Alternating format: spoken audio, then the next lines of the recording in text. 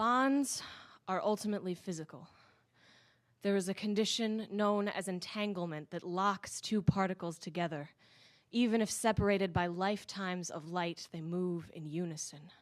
The love that lies mingled in the nucleus of an atom hums and snaps with the current that adheres us. You're in Greenwich Village, Manhattan, and we are the grooves and teeth of a clock, moving and being moved with a symphonic logic that is beyond us.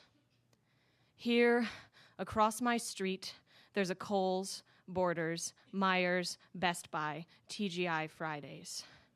You were a waiter. You waited tables, you waited for buses and subways and queues and cuts and breaks and sprains. You were a lifeguard, which is another kind of waiting, but there's not a pool near my house, there's a restaurant. And you waited to get famous, and it worked, I guess. And I'm applying for a job at TGI Fridays because maybe somehow it'll get me closer to you. You seem like a TGI Fridays kind of guy.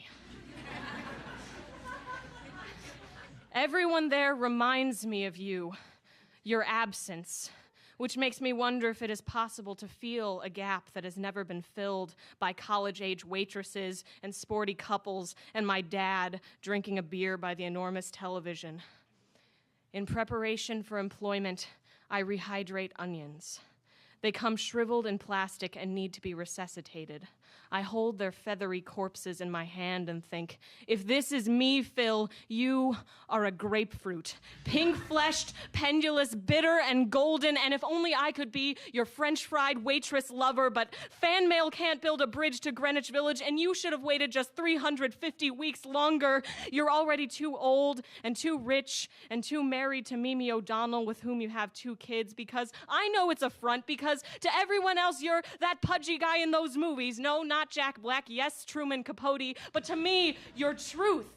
And there's no one as sexy as you manage to be while on postcards of national landmarks and nothing but briefs and glasses. I wrote my presidential scholarship essay about you. I want you the way people in ads pretend to want tacos.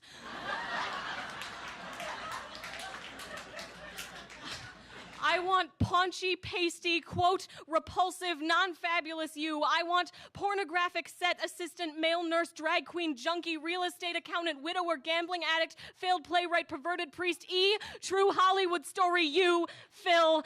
I want extremely pale everything. I want a Seymour Hoffman.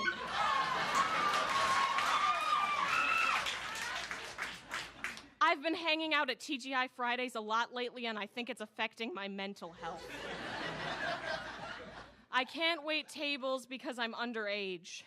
I might spring for prep cook, but I'm holding out for a better offer. Just like I go out with these Joes, but beneath my skin, I'm just biding my time until I spot you at the corner bar deboning zesty hot chicken wings until closing time. Thank God for you, Phil. Because I'm not the girl who's too high school for high school, and you're not Jake Gyllenhaal. You're not even the guy who can keep his mouth closed when he's thinking.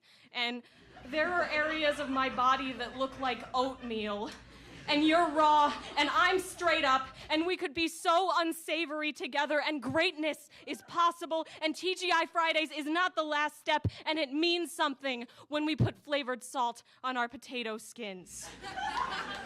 There are a lot of people who look like you, and I think that means something.